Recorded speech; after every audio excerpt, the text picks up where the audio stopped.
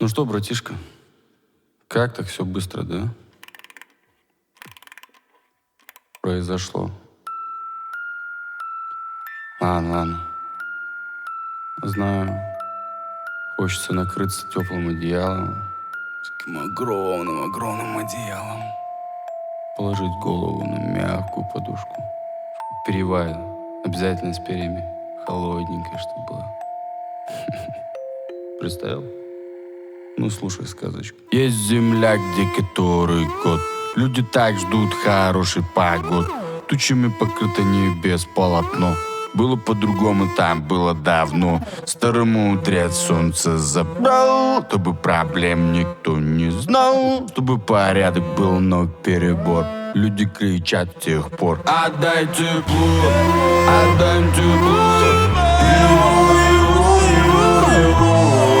Им надо немного, им надо не все. Отдай тепло, отдай тепло.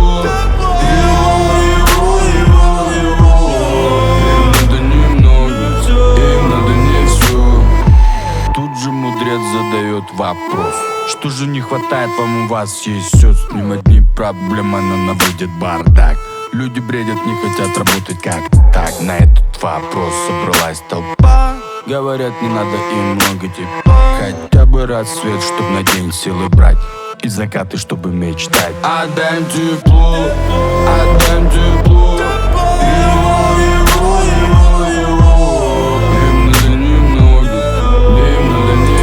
Отдай тепло, отдай тепло. Им надо немного, им надо не все.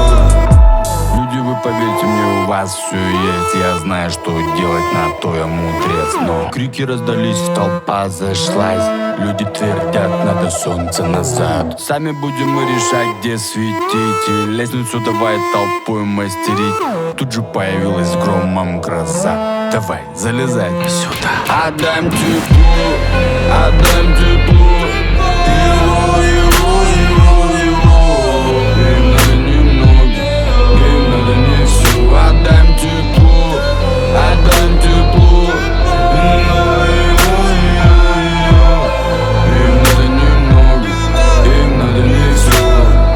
Время прошло уже много лет. Люди изобрели искусственный свет. Больше потребностей в нем нет большой. Лишь в песнях старых осталось тепло. Все поголовно предались мечтам. Крылья придумали, стали взлетать. И ближе, сделай же что, чтобы худо не произошло.